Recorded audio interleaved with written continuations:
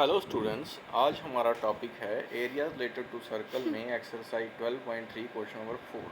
Question number 4 में है find the area of the shaded region in figure where a circular arc of radius 6 centimetre has been drawn with vertex O of an equilateral triangle OAB of side 12 centimetre as center। तो ये कह रहा है कि हमारे पास एक circular arc है जिसका रेडियस 6 सेंटीमीटर है, जिसको ड्रा किया जाता है एक इक्विलेटरल ट्रायंगल के वर्टेक्स O से। जिस इक्विलेटरल ट्रायंगल की साइड कितनी दी है उसने 12 सेंटीमीटर। जैसा कि आपको पता है इक्विलेटरल ट्रायंगल में तीनों साइडें इक्वल होती हैं, it means all the 3 sides are 12 centimetre. तो स्टार्ट करते हैं। हमें निकालना क्या है? हमें निकालना है शेडेड रीजन का एरिया। तो शेडेड रीजन तो ये सारा ही है, मतलब सर्कुलर आर्क भी और इक्विलेटरल ट्रायंगल, इन दोनों का एरिया हमें निकालना है। और हमें दिया क्या है? It is given that radius of circle हो गया, जो सर्कुलर आर्क है वो हो गया 6 centimetre. Side of equilateral triangle जो है वो तीनों साइडें इक्वल हैं, OA OB AB कितना है 12 centimetre. Also each angle of equilateral triangle is 60 degree. ये हमें पता है कि इक्विलेटरल ट्रायंगल का हर एक एंगल, तीनों एंगल जो हैं वो 60 डिग्री होते हैं। इसका मतलब जो माइनर सेक्टर होगा, नीचे जो देख सकते हो आप, ये सर्कल अगर कंप्लीट हो, जो माइनर सेक्टर है उसका एंगल 60 डिग्री हो जाएगा। तो जो आर्क उसने दी है वो मेजर सेक्टर है, तो मेजर सेक्टर का एंगल कितना हो जाएगा? 360 में से 60 माइनस कर देंगे, मतलब होल एंगल में से हम माइनर एंगल माइनस कर देंगे। तो माइनस कर देंगे 360 में से 60, तो हमारे पास कितना रहेगा? मेजर सेक्टर का एंगल 300 डिग्री। तो अब हमें शेडेड रीजन का एरिया निकालना है। तो आप डायग्राम में देख सकते हो कि अगर हमें शेडेड रीजन का एरिया निकालना है तो क्या करना पड़ेगा? एक तो ये जो मेजर सेक्टर है इसका एरिया निकालना पड़ेगा, दूसरा इक्विलेटरल ट्रायंगल का एरिया निकालना पड़ेगा। मतलब शेडेड रीजन का जो एरिया है is the sum of major sector area plus area of equilateral triangle. तो यही लिखा है, area of shaded region is equals to area of major sector plus area of equilateral triangle OAB। तो area of major sector क्या है, उसका formula क्या है? Pi r square into theta divide by 360। मतलब जो सेक्टर का एरिया है वही इसका है, वही फार्मूला लगाया हमने। तो एरिया ऑफ इक्विलेटरल ट्रायंगल का भी हमें पता है, वो होता है √3 divide by 4 into side square. तो पाई की जगह हम लिख सकते हैं 22 डिवाइड बाई 7, और रेडियस का स्क्वायर है, इसका मतलब 6 इंटू 6 हो जाएगा। और थीटा हमारे पास 300 डिग्री है, 300 डिवाइड बाई 6 360। तो अगर हम 60 से डिवाइड करें 300 को तो 5 आंसर आएगा, और 360 को करेंगे तो 6।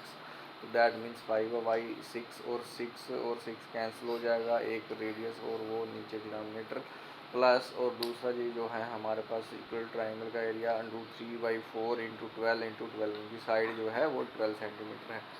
तो ये हो गया 12 इंटू 12, तो 4 3 12 आ गया। तो सॉल्व किया इनको, √3 की वैल्यू जो है वो है 1.73 इंटू 36 आएगा। तो ये आ गया 660 डिवाइड बाई 7 प्लस 1.73 इंटू 36। तो सॉल्व किया, आगे हमारे पास आंसर आ गया 156.56 सेंटीमीटर स्क्वायर। तो दैट मीन्स शेडेड रीजन का एरिया जो है वो आ गया 156.56 सेंटीमीटर स्क्वायर। तो आगे करते हैं क्वेश्चन नंबर 5। क्वेश्चन नंबर 5 है from each corner of A square. हमारे पास एक स्क्वायर है जिसकी साइड है ऑफ साइड 4 सेंटीमीटर। एक quadrant of circle of radius 1 centimetre is cut and also a circle of diameter 2 centimeter is cut as shown in figure। तो find the area of the remaining portion of the square. तो ये कह रहा है हमारे पास एक square है, जैसा कि आप देख रहे हो यहाँ बनाया है, ABCD स्क्वायर है। इसके हर एक कॉर्नर से हमने सर्कल का क्वाड्रेंट माइनस किया है, मतलब क्वाड्रेंट हमने काटा है, क्वाड्रेंट उसमें से काट लिया है। तो क्वाड्रेंट मीन सर्कल का 1/4 पार्ट। तो 1/4 पार्ट है, तो इट मीन्स जो सर्कल है अगर उसका होल एंगल है 360 डिग्री, तो क्वाड्रेंट का कितना हो जाएगा, क्वाड्रेंट हो गया चौथा हिस्सा, सर्कल का चौथा हिस्सा। इसी तरह जो 360 एंगल है उसका 1/4 मतलब उसका चौथा हिस्सा करेंगे तो वो कितना आएगा, 90 डिग्री आएगा। 360 डिवाइड बाई 4 करेंगे तो 90 डिग्री आएगा। मतलब हर एक कॉर्नर पे जो है, ऐसे भी हमें पता है वो स्क्वायर का कॉर्नर है तो वहाँ पे एंगल कितना होता है, 90 डिग्री। तो चलते हैं अब हम क्वेश्चन में और बीच में आप देख सकते हो बीच में सर्कल है और उसको हमने क्या किया, सर्कल को भी काटा है। तो अब उसके बाद जो बच रहा है, ये जो शेडर वाला है, उसका रिमेनिंग पोर्शन का हमें एरिया निकालना है कि वो कितना है। तो वो कैसे निकलेगा, सर्कल के एरिया स्क्वायर के एरिया में से ये चारों कॉर्नर का एरिया माइनस करेंगे और जो बीच वाली सर्कल है उसका एरिया माइनस करेंगे तो हमारे पास रिमेनिंग पोर्शन का एरिया आ जाएगा। तो ये चारों कॉर्नर का एरिया जो है अगर देखा जाए तो ये 4 सेक्टर हैं, 4 सेक्टर हो गए और बीच में सर्कल हो गई। तो 4 सेक्टर है, रेडियस उसने दिया है 1 सेंटीमीटर और जो बीच में सर्कल है उसका डायमीटर दिया है 2 सेंटीमीटर, दैट मीन उसका भी रेडियस 1 सेंटीमीटर। तो सेक्टर का भी रेडियस 1 सेंटीमीटर और सर्कल का भी। तो अब मैंने क्या लिखा है इसमें, it is given that side of square. अब साइड ऑफ स्क्वायर है तो वो दी है उसने 4 सेंटीमीटर है 4। तो radius of each quadrant and और जो बीच में सर्कल है वो सेम है। तो इस रेडियस कितना है, रेडियस 1 सेंटीमीटर है।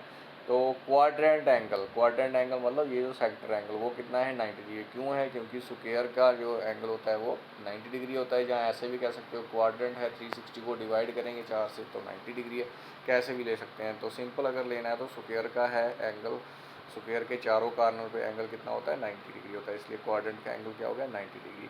तो according to question area of the remaining portion of the square, अब ये remaining portion of the square जो है उसका एरिया क्या होगा, area of square minus 4 into area of quadrant. अब 4 क्वाड्रेंट है तो 4 से मल्टीप्लाई करके उसको माइनस कर देंगे स्क्वायर में से, और बीच में जो सर्कल है वो भी हमने काटा है तो वो भी माइनस हो जाएगा, माइनस एरिया ऑफ सर्कल।